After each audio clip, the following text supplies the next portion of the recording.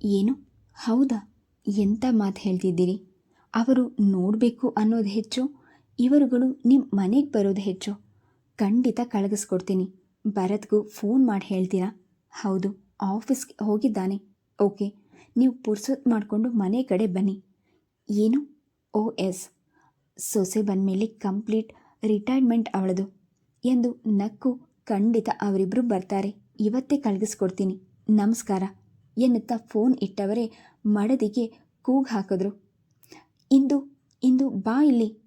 ಅಡಿಗೆ ಮನೆಯಲ್ಲಿದ್ದ ಇಂದಿರಮ್ಮ ನವಿರಾದ ಅಸಮಾಧಾನದೊಂದಿಗೆ ಬಂದರು. ನಿಮಗೆ ತಿಂಡಿ ತಟ್ಟೆಯಲ್ಲಿ ಹಾಕ್ತಾ ಇದ್ದೀನಿ, ಅಷ್ಟರಲ್ಲೇ ಕೂಗ್ತಾ ಇದ್ದೀರಾ? ತಿಂಡಿ ವಿಷಯ ಆಗಿರಲಿ. ಪರಿಮಳ ಜೈನ್ ಈಗ ತಾನೇ ಫೋನ್ ಮಾಡಿದ್ರು. ರಾಯರು ಹೇಳ್ತಿದ್ದಂತೆ ಇಂದಿರಮ್ಮನ ಮುಖದಲ್ಲಿ ಆಶ್ಚರ್ಯ ಇಣುಕಿತು. ಏನು, ಅಮೇರಿಕಾದಿಂದ ಮಾಡಿದ್ರಾ? ಇಲ್ಲ ಕಣೆ, ಬೆಳಗಿನ ಜಾವ ಬೆಂಗಳೂರಿಗೆ ಬಂದಿದ್ದಾರೆ. ಮನೆಯಿಂದಾನೇ ಫೋನ್ ಮಾಡಿದ್ರು. ಸುರೇಂದ್ರನಾಥ್ ಜೈನ್ನವರದು ಆಪರೇಷನ್ ಸಕ್ಸಸ್ಫುಲ್ ಆಯ್ತಂತೆ. ಈ ಮನೆಯಲ್ಲೇ ಬೆಡ್ ರೆಸ್ಟ್ ತಗೊತಾ ಇದ್ದಾರಂತೆ. ಹೋಗಲಿ ಬಿಡಿ, ದೇವರ ದಯೆ. ಒಳ್ಳೆಯವರನ್ನು ದೇವರು ಯಾವಾಗಲೂ ಕಾಪಾಡ್ತಾನೆ. ಅಮ್ಮ, ಸುರೇಂದ್ರನಾಥ್ ಜೈನ್, ಪರಿಮಳ ಜೈನ್ ಇವರೆಲ್ಲ ಯಾರು? ಎಲ್ಲೋ ಹೆಸರು ಕೇಳಿದ ಹಾಗಿದೆ. ಅಭಿರಾಮಿ ಗೊಂದಲದಿಂದ ನುಡಿದಾಗ ಇಂದಿರಮ್ಮ ನಕ್ಕರು. ನಮಗೆಲ್ಲ ತುಂಬ ಬೇಕಾದವರು. ನಾವು ಬೆಂಗಳೂರಿಗೆ ಬಂದಾಗ ನೆಂಟರ್ ಇಷ್ಟರಿಗಿಂತ ನಮಗೆ ನಿಂತು ಸಹಾಯ ಮಾಡಿರೋದೇ ಜೈನ್ ಕುಟುಂಬದವರು. ಒಂದು ವಿಧದಲ್ಲಿ ಈ ಮನೆಯನ್ನು ನಾವು ಕೊಂಡ್ಕೊಳ್ಳೋದಕ್ಕೆ ಅವರೇ ಕಾರಣ. ಹೊಸ ಊರು, ಹೊಸ ಜನ. ನಾವು ಆಗ ಸುಲಭವಾಗಿ ಯಾರಿಂದಾದರೂ ಮೋಸ ಹೋಗಿ ಬಿಡ್ಬೋದಾಗಿತ್ತು. ಆದರೆ ಜೈನ್ನವರೇ ನಿಂತು ಓಡಾಡಿ ಈ ಮನೆ ಖರೀದಿ ಮಾಡೋದಕ್ಕೆ ಸಹಾಯ ಮಾಡಿದ್ದು. ಹೌದಮ್ಮ, ಜೈನ್ ಅವರದು ಬಿಸ್ನೆಸ್ ವಲಯ ತುಂಬ ದೊಡ್ಡದು. ಈ ಮನೆ ಅವರ ಗ್ರಾಹಕರೊಬ್ಬರು ಮಾರಾಟ ಮಾಡ್ತಿದ್ರು. ಜೈನ್ ಅವರೇ ಖುದ್ದಾಗಿ ಡಾಕ್ಯುಮೆಂಟ್ಸ್ ಎಲ್ಲ ಪರಿಶೀಲಿಸಿ 80 ಲಕ್ಷದ ಈ ಮನೆಯನ್ನು 50 ಲಕ್ಷಕ್ಕೆ ಕುದುರಿಸ್ಕೊಟ್ರು. ಅವರ ಒಳ್ಳೆತನನೋ ಅಥವಾ ಈ ಮನೆ ಪುಣ್ಯನೋ, ಈ ಮನೆಗೆ ಬಂದಮೇಲೆ ಭರತ್ ಇಂಜಿನಿಯರಿಂಗ್ ಓದಿದ್ದು, ಒಳ್ಳೆ ಕೆಲಸ ಸಿಕ್ಕಿದ್ದು, ಸಣ್ಣ ಪುಟ್ಟ ತೊಂದರೆಗಳೆಲ್ಲ ಪರಿಹಾರ ಆಗಿದ್ದು. ಜೈನ್ ಅವರ ಸಹಾಯ ಇಲ್ಲದೆ ಇದ್ದಿದ್ರೆ ಇಂಥ ಒಳ್ಳೆ ಏರಿಯಾದಲ್ಲಿ ಇಷ್ಟು ದೊಡ್ಡ ಮನೆ ನಮ್ಗೆಲ್ಲಿ ಸಿಕ್ತಿತ್ತು ಹೇಳು? ಗಂಗಾಧರ ರಾಯರು ದನಿಗೂಡಿಸಿದ್ರು. ಅವ್ರು ಯಾರು ನಮ್ಮ ಮದುವೆಗೆ ಬರಲಿಲ್ವಾ? ರಾಯರು ವಿಷಾದದಿಂದ, ಪಾಪ, ಸುರೇಂದ್ರನಾಥ್ ಜೈನ್ ಅವರಿಗೆ 2 ಸಲ ಹಾರ್ಟ್ ಅಟ್ಯಾಕ್ ಆಗಿತ್ತು. ಬೈಪಾಸ್ ಸರ್ಜರಿ ಆಗಬೇಕು ಅಂತ ಅವರ ಫ್ಯಾಮಿಲಿ ಡಾಕ್ಟರ್ ಹೇಳಿದರು. ಅದಕ್ಕೆ ಪರಿಮಳ ಜೈನ್ ಅವರ ತಂದೆಯನ್ನು ಕರ್ಕೊಂಡು ಹೋಗಿ ಆಪರೇಷನ್ ಮಾಡಿಸಿದ್ದಾರೆ. ಅವರಿಗೇನು ಕೊಳೆತು ಹೋಗುವಷ್ಟು ಹಣ ಇದೆ. ಅದಕ್ಕೆ ಲಕ್ಷಾಂತರ ರೂಪಾಯಿ ಖರ್ಚು ಮಾಡಿ ಟ್ರೀಟ್ಮೆಂಟ್ ಕೊಡಿಸ್ತಾ ಇದ್ದಾರೆ. ನಿನ್ನ ಮದುವೆ ಟೈಮ್ನಲ್ಲಿ ಅವರು ಹೋಗಿದ್ರಿಂದ ಅವರ ಮನೆಯವರು ಯಾರೂ ಬರೋಕ್ಕಾಗಲಿಲ್ಲ ಎಂದು ವಿವರಣೆ ನೀಡಿದರು. ಈಗ ಸುರೇಂದ್ರನಾಥ್ ಜೈನ್ ಅವರು ಹೇಗಿದ್ದಾರಂತೆ ಎನ್ನುವಾಗ ಅಭಿರಾಮಿಯ ದನಿಯಲ್ಲಿ ಕಳಕಳಿ ತುಂಬಿತ್ತು. ಸುಧಾರಿಸ್ಕೊಂಡಿದ್ದಾರಂತೆ. ವಯಸ್ಸಾಗ್ತಾ ಇದೆ, ಅದಕ್ಕೆ ಡಾಕ್ಟ್ರು ಬೆಡ್ ರೆಸ್ಟ್ ಹೇಳಿದಾರಂತೆ. ಆದರೆ ನಿನ್ನನ್ನು ಭರತ್ ನೋಡಬೇಕು ಅಂತ ತುಂಬ ಆಸೆ ಪಡ್ತಿದ್ದಾರಂತೆ. ಅದಕ್ಕೆ ಪರಿಮಳ ಜೈನ್ ಅವರು ಫೋನ್ ಮಾಡಿದ್ದು. ಭರತ್ ಆಫೀಸ್ಗೂ ಫೋನ್ ಮಾಡಿ ತಿಳಿಸಿದ್ದಾರಂತೆ. ಇವತ್ತು ಸಂಜೆ ನೀನು ಭರತ್ ಅವರ ಮನೆಗೆ ಹೋಗಿ ಬನ್ನಿ. ರಾಯರು ಹೇಳಿದಂತೆ ಇಂದಿರಮ್ಮ ದನಿಗೂಡಿಸಿದ್ರು. ಆ ಪರಿಮಳನೂ ತುಂಬ ಒಳ್ಳೆ ಹೆಂಗಸು. ನಿಮ್ಮ ಇಬ್ಬರನ್ನು ನೋಡಿ ತುಂಬ ಸಂತೋಷ ಪಡ್ತಾಳೆ. ನೀನು ಅವಳನ್ನು ಒಂದ್ಸಲ ನೋಡಬೇಕು ಅಭಿ. ಖಂಡಿತ ಹೋಗಿ ಬನ್ನಿ ಇಬ್ಬರು. ಯಾವುದೋ ಕಥೆಯನ್ನು ಆಲಿಸುವಂತೆ ಅಭಿರಾಮಿ ತನ್ಮಯಳಾಗಿ ಕೇಳಿಸಿಕೊಂಡ್ಳು. ಅವರ ಮನೆಗೆ ಹೋಗಲು ಅವಳ ಮನಸ್ಸಿನಲ್ಲಿ ಆಸಕ್ತಿ, ಕುತೂಹಲದ ಅಂತರಂಗ ಎಳೆದಿತ್ತು. ಭರತ್ ಸಂಜೆ ಮನೆಗೆ ಬರುವ ಹೊತ್ತಿಗೆ ಅಭಿರಾಮಿ ಸಿದ್ಧಳಾಗಿ ಕಾಯುತ್ತಿದ್ಲು. ಅವನ ಕುತ್ತಿಗೆಯ ಟೈ ಸಡಿಲಿಸುತ್ತಾ ಬಂದವನೇ, ಅಭಿ, ಬೇಗ ಕಾಫಿ ಕೊಟ್ಬಿಡು. ನಾವಿಬ್ಬರು ನಮ್ಮ ಕ್ಲೋಸ್ ಫ್ಯಾಮಿಲಿ ಫ್ರೆಂಡ್ ಅವರ ಮನೆಗೆ ಹೋಗಿ ಬರಬೇಕು. ಅಪ್ಪ ಅಮ್ಮ ನಿನ್ಗೆ ಹೇಳಿರ್ಬೇಕಲ್ಲ ಎನ್ನುತ್ತಾ ತಟ್ಟನೆ ಮಾತು ನಿಲ್ಲಿಸಿ ಹಾಗೆಯೇ ನಿಂತುಬಿಟ್ಟ. ತಿಳಿ ನೇರಳೆ ಬಣ್ಣದ ಶಿಫಾನ್ ಸೀರೆ, ಅದೇ ವರ್ಣದ ತುಂಬು ತೋಳಿನ ಸಿಲ್ಕ್ನ ರವಿಕೆ, ನೀಳ ಜಡೆಗೆ ಘಮಘಮಿಸುವ ಮಲ್ಲಿಗೆ ಹೂ ಮುಡಿದು ಸಲಂಕೃತ ವಧುವಿನಂತೆ ಕಾಣುತ್ತಿದ್ದ ಅಭಿರಾಮಿಯನ್ನು ಅವನು ಕಣ್ತುಂಬ ನೋಡಿದ. ಯಾಕೆ ಹಾಗೆ ನೋಡ್ತಾ ಇದ್ದೀರಾ? ಅವಳು ನಗುತ್ತಾ ಕೇಳಿದಾಗ ಆ ನಗು ಅವಳ ಕಣ್ಣಿನಲ್ಲಿ ಮಿಂಚುತ್ತಿತ್ತು, ತುಟಿಗಳಲ್ಲಿ ಆಹ್ವಾನಿಸುತ್ತಿತ್ತು, ಹಣೆಯ ಕುಂಕುಮದಲ್ಲಿ ರಾರಾಜಿಸುತ್ತಿತ್ತು. ಭರತ್ನ ಹೃದಯ ಮೆಚ್ಚುಗೆ ಆಯಿತು. ಇವತ್ತೇನೋ ನನ್ನ ಕಣ್ಣಿಗೆ ಹೊಸದಾಗಿ ಕಾಣ್ತಾ ಇದೆಯಾ ಅಭಿ? ಇನ್ಮೇಲೆ ಎಲ್ಲ ಹೊಸದಾಗಿ ಶುರುವಾಗುತ್ತೆ. ಭರತ್, ಇವತ್ತು ನಿಮಗೊಂದು ಸರ್ಪ್ರೈಸ್. ಏನದು? ಅಭಿರಾಮಿ ನಸು ಮುನಿಸು ತೋರಿ, ಸರ್ಪ್ರೈಸ್ ಅಂತ ಹೇಳ್ತಾ ಇದ್ದೀನಲ್ಲ, ರಾತ್ರಿವರೆಗೂ ಕಾಯೋಕ್ಕಾಗಲ್ವಾ ಎಂದಾಗ ಮಧುರವಾದ ನಿರೀಕ್ಷೆಯಿಂದ ಅವನ ಹೃದಯ ಹರಳಿತು. ಆದರೆ ಅವಳೇ ಸ್ಪಂದಿಸುತ್ತಿರುವಾಗ ನಾನು ಮುಂದುವರಿಯೋದು ಅವನಿಗೆ ಸರಿ ಎಂದು ತೋರಲಿಲ್ಲ. ಬಹಳ ಪ್ರಾಯಸದಿಂದ ತನ್ನ ಉತ್ಸಾಹ ಆಕಾಂಕ್ಷೆಯನ್ನು ನುಂಗಿಕೊಂಡು ಕಾರಿನಲ್ಲಿ ಕುಳಿತಾಗ ಅಭಿರಾಮಿ ತನ್ನ ಕುತೂಹಲವನ್ನು ಹತ್ತಿಕ್ಕಲಾರದೆ ಭರತ್ ಕಡೆ ತಿರುಗಿ, ಈ ಜೈನ್ ಫ್ಯಾಮಿಲಿನವರು ನಿಮಗೆಲ್ಲ ಅಷ್ಟೊಂದು ಕ್ಲೋಸಾ ಭರತ್? ಅವರು ಒಂದು ಫೋನ್ ಕಾಲ್ ಮಾಡಿದ ತಕ್ಷಣ ನಾವಿಬ್ಬರು ಅವರ ಮನೆಗೆ ಹೊರಟಿದ್ದೀವಿ ಅಂದಮೇಲೆ ಅವರು ನಿಮಗೆಲ್ಲ ತುಂಬ ಆತ್ಮೀಯರು ಅಂತ ಅರ್ಥ ಆಗ್ತಿದೆ. ಆದರೆ ಅದಕ್ಕಿಂತ ಆಶ್ಚರ್ಯ ಅಂದರೆ ನನಗೂ ಅವರು ತುಂಬ ಹತ್ತಿರದವರು ಅನ್ನೋ ಭಾವನೆ ಬಂದ್ಬಿಟ್ಟಿದೆ ಎಂದ್ಲು. ಭರತ್ ಕಾರನ್ನು ಸ್ಟಾರ್ಟ್ ಮಾಡಿ ದಾರಿಯಲ್ಲಿ ಹೋಗ್ತಾ, ಸುರೇಂದ್ರನಾಥ್ ಜೈನ್ ಅವರಿಗೋಸ್ಕರ ಹಣ್ಣುಗಳು ಕೊಂಡ್ಕೊಂಡು ಹೋಗೋಣ ಎಂದಾಗ ಅಭಿರಾಮಿ ದನಿಗೂಡಿಸಿ, ಹಾಗೆ ಬಾದಾಮ್, ಪಿಸ್ತಾ, ಖರ್ಜೂರ ತಗೊಳ್ಳೋಣ ಭರತ್, ಅವರಿಗೆ ಡ್ರೈ ಫ್ರೂಟ್ಸ್ ಅಂದರೆ ತುಂಬ ಇಷ್ಟ ಎಂದು ಸೂಚಿಸಿದ್ದು ಅವನಿಗೆ ಆಶ್ಚರ್ಯವಾಯಿತು. ನಿನಗೆ ಗೊತ್ತು? ಅಭಿರಾಮಿಯು ತಬ್ಬಿ ಬಾದ್ಲು. ನಂತರ ನಗುತ್ತಾ ಹೇಳಿದ್ನಲ್ಲ, ನನಗೂ ಅವರ ಫ್ಯಾಮಿಲಿ ತುಂಬ ಆತ್ಮೀಯರು ಅನ್ನಿಸ್ಬಿಟ್ಟಿದ್ದಾರೆ ಎಂದು ಸಮರ್ಥಿಸ್ಕೊಂಡ್ಳು. ದಾರಿಯಲ್ಲಿ ಸಾಗುತ್ತಾ ಭರತ್ ತಾನಾಗಿಯೇ ಆ ಕುಟುಂಬದ ಕಿರುಪರಿಚಯ ಹೇಳ್ದ. ಪರಿಮಳ ಜೈನ್ ತುಂಬ ಒಳ್ಳೆಯವರು. ಸುರೇಂದ್ರನಾಥ್ ಜೈನ್ ಅವರಿಗೆ ಸ್ವಂತ ತಂದೆಯಲ್ಲ, ಚಿಕ್ಕಪ್ಪ ಆಗಬೇಕು. ಆದರೂ ಪರಿಮಳ ಆಂಟಿ ಅವರನ್ನು ತಂದೆಗಿಂತ ಹೆಚ್ಚಾಗಿ ನೋಡ್ಕೊತಾರೆ. ಸುರೇಂದ್ರನಾಥ್ ಜೈನ್ ಅವರಿಗೆ ಒಬ್ಬ ಮಗಳಿದ್ಲಂತೆ, ಆಕ್ಸಿಡೆಂಟ್ನಲ್ಲಿ ತೀರ್ಕೊಂಡಿದ್ದಾಳೆ. ಅಳಿಯನ್ನು ಪರಿಮಳ ಜೈನ್ ಅವರೇ ಮುಂದೆ ಬಂದು ಮದುವೆ ಮಾಡಿದ್ರಂತೆ. ಅವರಿಗೆ ಒಬ್ಬ ಮಗನೂ ಇದ್ದಾನೆ. ಈಗ ಆ ಮನೆಯಲ್ಲಿ ಸುರೇಂದ್ರನಾಥ್ ಜೈನ್, ಪರಿಮಳ ಆಂಟಿ, ಅವರ ಹಸ್ಬೆಂಡ್ ಮತ್ತು ಮಗ ಅಷ್ಟೇ ಜನ ಇದ್ದಾರೆ. ಅಭಿರಾಮಿ ಮಾತನಾಡಲಿಲ್ಲ.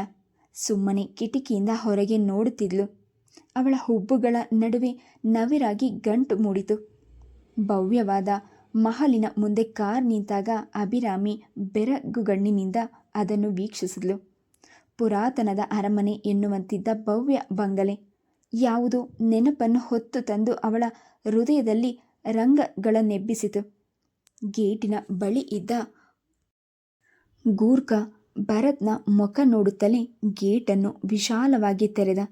ಗೇಟಿನ ಮುಂದಿದ್ದ ದೀಪದ ಕಂಬದ ಮೇಲೆ ಕೆತ್ತಿದ ಹೆಸರನ್ನು ಅಭಿರಾಮಿ ನೋಡಿದ್ಲು. ಕಸ್ತೂರಿ. ಆ ಹೆಸರು ಅವಳು ತೊದಲಿದಾಗ ಭರತ್ ಅದನ್ನೊಮ್ಮೆ ನೋಡಿ, ಸುರೇಂದ್ರನಾಥ್ ಜೈನ್ ಅವರ ಮಗಳು, ಅವಳೇ ಆಕ್ಸಿಡೆಂಟ್ನಲ್ಲಿ ಸತ್ತು ಹೋಗಿದ್ದು ಎಂದು ಉತ್ತರಿಸಿದ. ಅಭಿರಾಮಿಯ ಎದೆ ಬಡಿತ ಏರುಪೇರಾಯಿತು. ದೇಹದ ರಕ್ತವೆಲ್ಲ ಬಿಸಿಯಾದಂತೆ ಭಾಸವಾಗಿ ಬೆವರು ಒಡೆಯಿತು. ಕಾರ್ ಗೇಟಿನೊಳಗೆ ಸಾಗುತ್ತಿದ್ದಂತೆ ಉದ್ಯಾನವನದ ಹಾಗೆ ಕಾಣುತ್ತಿದ್ದ ಮುಂಭಾಗದ ತೋಟವನ್ನು ಅವಳ ಕಣ್ಗಳು ದಿಟ್ಟಿಸುತ್ತಿದ್ದವು. ಸುಮಾರು 125 ಅಡಿ ತೋಟವನ್ನು ಹಾದ ಕಾರು ಬಂಗಲೆಯ ಮುಂದೆ ನಿಂತಿತು. ಮನೆ ನೋಡ್ತಾ ಇದೆಯಾ ಅಭಿ? ಸುರೇಂದ್ರನಾಥ್ ಜೈನ್ ಅವರ ತಂದೆ ಕಾಲದ ಬಂಗಲೆಯಂತೆ ಇದು. ಜೈಪುರದ ಆಸ್ತಿ ಮಾರಿ ಅವರ ತಂದೆಯವರು ಇಲ್ಲಿಗೆ ಬಂದು ಬಿಸ್ನೆಸ್ ಆರಂಭಿಸಿದ್ರಂತೆ. ಆಗ ಕಟ್ಟಿಸಿದ ಮನೆ ಇದು.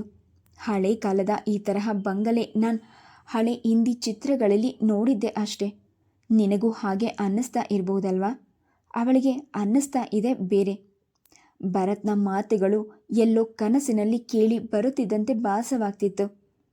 ಅವರಿಬ್ಬರು ಬಂದದ್ದನ್ನು ತಿಳಿದು ಮಧ್ಯ ವಯಸ್ಸಿನ ಹೆಂಗಸೊಬ್ಬಳು ಒಳಗಿನಿಂದ ಮುಂಬಾಗಿಲಿಗೆ ಬಂದಳು. ಅವಳನ್ನು ನೋಡಿದೊಡನೆ ಭರತ್ ಕಾರಿನಿಂದ ಇಳಿದು, ಹಲೋ ಆಂಟಿ, ದಾದಾಜಿ ಹೇಗಿದ್ದಾರೆ ಎಂದು ವಿಚಾರಿಸಿದ. He is recovering.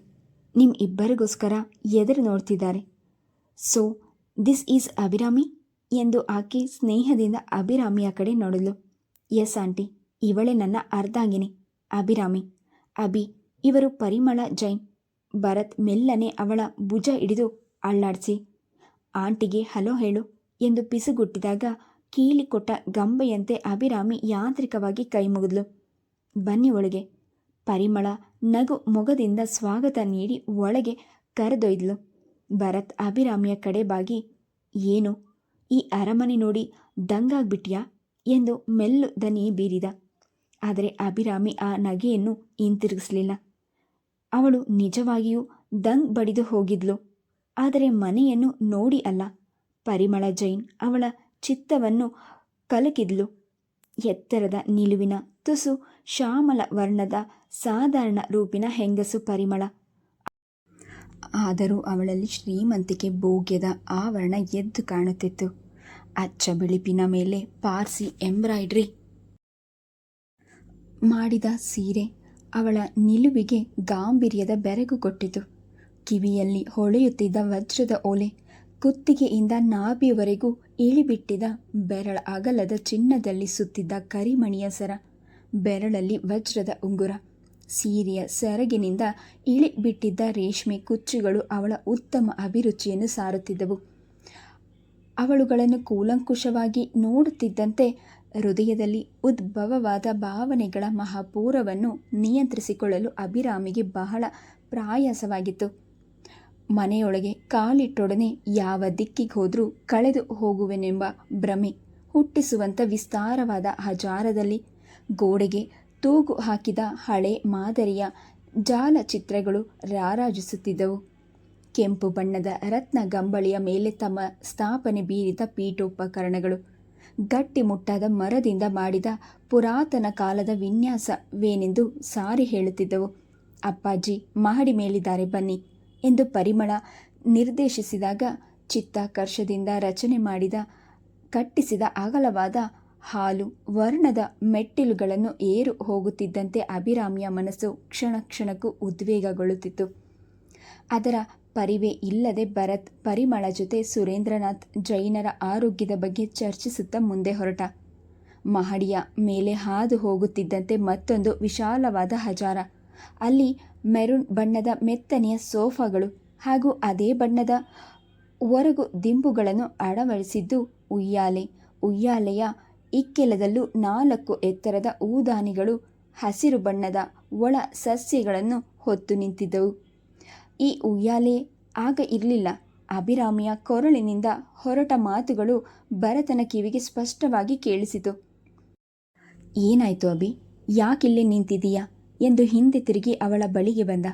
ಇನ್ನು ಅದೇ ಗುಂಗಿನಲ್ಲಿದ್ದ ಅಭಿರಾಮಿ ಆ ಉಯ್ಯಾಲೆ ಎಂದು ತಡವರಿಸುತ್ತಿದ್ದಂತೆ ಭರತ್ ದನಿ ತಗ್ಗಿಸಿ, ಚಿಕ್ಕ ಹುಡುಗಿ ಥರ ಆಡಬೇಡ ಅಭಿ, ಬೇಕಾದರೆ ನಮ್ಮನೆಯಲ್ಲೂ ಒಂದು ಉಯ್ಯಾಲೆ ಹಾಕ್ಸೋಣ. ಈಗ ಅದರ ಮೇಲೆ ಕೂತ್ಕೊಂಡ್ರೆ ಚೆನ್ನಾಗಿ ಕಾಣಿಸಲ್ಲ. ಬಾ ಒಳಗೆ, ದಾದಾಜಿನ ಮೀಟ್ ಮಾಡೋಣ ಎಂದು ನಯವಾಗಿ ಆದೇಶಿಸಿದ. ದಾದಾಜಿ? ಸುರೇಂದ್ರನಾಥ್ ಜೈನ್ ಅವರನ್ನು ನಾವೆಲ್ಲ ಹಾಗೆ ಕರೆಯೋದು? ಅವಳ ಪ್ರತಿಕ್ರಿಯೆಯನ್ನು ಗಮನಿಸದೆ ಭರತ್ ಅವಳ ಕೈ ಹಿಡಿದು ಒಳಗೆ ಕರೆದೊಯ್ದ. ತಿಳಿ ಹಳದಿ ಪರದೆಯಿಂದ ಅಮೃತವಾದ ರೂಮಿನಲ್ಲಿ ಆಳೆತ್ತರವಾದ ಕರಿಯ ಕೆತ್ತನೆಯ ಮಂಚದ ಮೇಲೆ ಹೊರಗೆ ಕುಳಿತಿದ್ರು ಸುರೇಂದ್ರನಾಥ್ ಜೈನ್. ಸುಮಾರು 80 ಸಂವತ್ಸರ ಕಂಡಂಥ ಪರಿಪಕ್ಷತ ಆ ಮುಖದಲ್ಲಿ ಒಂದು ಬಗೆಯ ವರ್ಚಸ್ಸು ನೀಡಿತು. ಸಂಪೂರ್ಣವಾಗಿ ಹಣ್ಣಾದ ತಲೆ ಕೂದಲು, ನಿಸ್ಸಹಜವಾಗಿ ಕಾಣುತ್ತಿದ್ದರೂ ಸೌಮ್ಯತೆಯನ್ನು ಪ್ರತಿಬಿಂಬಿಸುತ್ತಿದ್ದ ಕಣ್ಣೋಟ, ನೂಸಲಿನ ಮಧ್ಯದಲ್ಲಿ ಲೇಪಿಸಿದ ಚಂದನ, ಹಂಸದ ಗರಿಯಂತೆ ಬಿಳುಪಾದ ಶರ್ಟ್ ಧರಿಸಿ ಕುಳಿತಿದ್ದ ಅವರನ್ನು ನೋಡಿ ಅಭಿರಾಮಿಯ ಹೃದಯದಲ್ಲಿ ಸಮ್ಮಿಶ್ರ ಭಾವನೆಗಳು ಒಟ್ಟಿಗೆ ದಾಳಿ ಇಟ್ಟವು. ಗೌರವ, ಪ್ರೀತಿ, ದುಃಖ. ಭರತ್ ಮುಂದೆ ಬಂದವನೇ ಅವರ ಕಾಲುಗಳನ್ನು ಮುಟ್ಟಿ ಆಶೀರ್ವಾದ ತೆಗೆದುಕೊಂಡು ಅವರಿಗಾಗಿ ತಂದಿದ್ದ ಹಣ್ಣು, ಡ್ರೈ ಫ್ರೂಟ್ಸ್ ನೀಡಿದ. ಅಪ್ಪಾಜಿ, ಭರತ್ ಹೆಂಡತಿನೂ ಬಂದಿದ್ದಾಳೆ ನೋಡಿ, ಇವಳೇ ಅಭಿರಾಮಿ. ಪರಿಮಳ ಅಭಿರಾಮಿಯ ಭುಜದ ಸುತ್ತಲೂ ಕೈ ಹಾಕಿ ಜೈನ್ ಅವರ ಮುಂದೆ ನಿಲ್ಲಿಸಿದಾಗ ಅಭಿರಾಮಿ ಗಲಿಬಿಲಿಯಲ್ಲಿ ತೊಳಲಾಡಿದ್ಲು. ಆ ಕೈ ಭುಜವನ್ನು ಸುತ್ತುವರೆದಂತೆ ಯಾವುದೋ ಬಾಂಧವ್ಯವೊಂದು ತಮ್ಮಿಬ್ಬರನ್ನು ಆವರಿಸಿಕೊಂಡಿದೆ ಎನಿಸಿತು. ಸುರೇಂದ್ರನಾಥ್ ಜೈನ್ ನಗೆ ಬೀರಿ, ಬಾ ಮಗು ಎಂದು ಹತ್ತಿರ ಕರೆದರು. ಅವರ ಧ್ವನಿಯಲ್ಲಿ ಅಕ್ಕರೆ ತುಂಬಿ ತುಳುಕುತ್ತಿತ್ತು. ಯಾವುದೋ ಮೂಡಿಗೆ ಒಳಗಾದವಳಂತೆ ಅಭಿರಾಮಿ ಅವರ ಬಳಿ ಹೋಗಿ ಭರತ್ನಂತೆ ತಾನು ಅವರ ಕಾಲ್ಮುಟ್ಟಿ ನಮಸ್ಕರಿಸಿದ್ಲು. ದೀರ್ಘ ಸುಮಂಗಲಿ ಭವ. ಅವರ ಕಂಚಿನ ಕಂಠದಲ್ಲಿ ಆಶೀರ್ವಾದ ಮಾಡಿ ಅವಳ ತಲೆ ಸವರಿದ್ರು. ಅವರ ಸ್ಪರ್ಶದಿಂದ ಅಭಿರಾಮಿಗೆ ಯಾವುದೋ ವಿಶೇಷ ಅನುಭೂತಿಯಿಂದ ದೇಹದಲ್ಲಿ ಕಂಪನ ಉಂಟಾಯಿತು. ಅವಳ ತಲೆ ಎತ್ತಿ ಅವರ ಕಡೆ ಕಣ್ಣರಳಿಸಿ ನೋಡಿದಾಗ ಅವರು ಅವಳನ್ನೇ ದಿಟ್ಟಿಸಿದ್ರು. ಈ ಮಗು ಬಟ್ಟಲು ಗಂಡುಗಳು ನೋಡಿದ್ಯಾ ಪರಿಮಳ, ಎಷ್ಟು ಚೆನ್ನಾಗಿದೆ.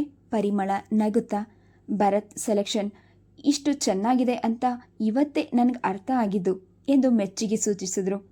ನಂತರ ಸುರೇಂದ್ರನಾಥ್ ಜೈನ್ ಜೊತೆ ಭರತ್ ಸ್ವಲ್ಪ ಹೊತ್ತು ಆರೋಗ್ಯದ ಬಗ್ಗೆ ಮಾತನಾಡಿದ.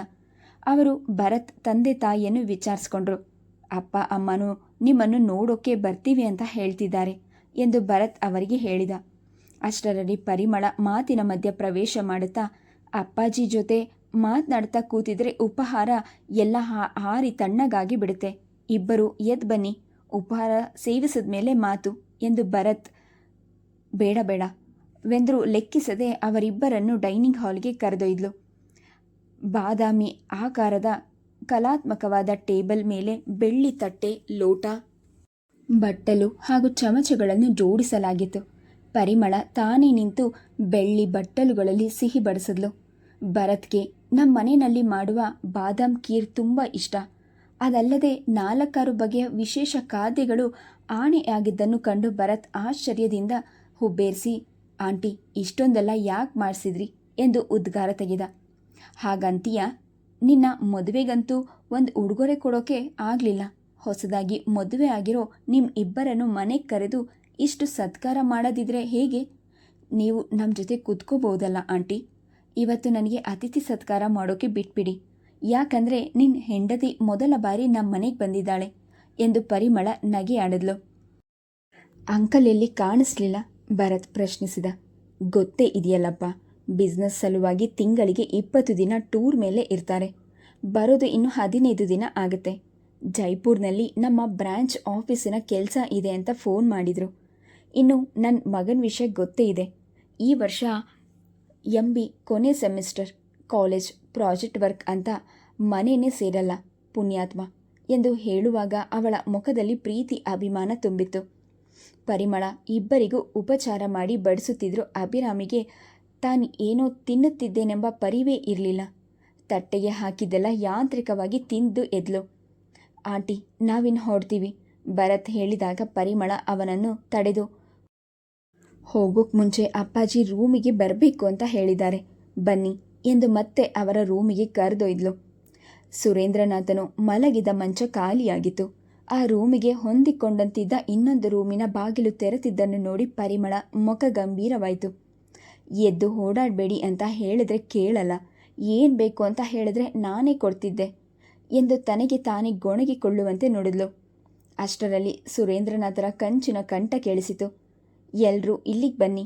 ಮೂವರು ಒಳಗೆ ಹೋದರು. ಅದೊಂದು ವಿಶಾಲವಾದ ರೀಡಿಂಗ್ ರೂಮ್. ಪ್ರವೇಶಿಸುತ್ತಿದ್ದಂತೆ ಎದುರು ಗೋಡೆಯ ಮೇಲೆ ಭಗವಾನ್ ಮಹಾವೀರರ ಚಿತ್ರಪಟ ಹಾಕಲಾಗಿತ್ತು. ಅದರ ಪಕ್ಕದಲ್ಲೇ ಲ್ಯಾಮಿನೇಷನ್ ಮಾಡಿಸಿ ತೂಗು ಹಾಕಿದ್ದ ತರುಣೆಯೊಬ್ಬಳ ಭಾವಚಿತ್ರ. ಮಂತ್ರ ಮುಗ್ಧಳಂತೆ ಅಭಿರಾಮಿ ಅದರ ಮುಂದೆ ಹೋಗಿ ನಿಂತಳು. Please subscribe the channel, like and share. Thank you.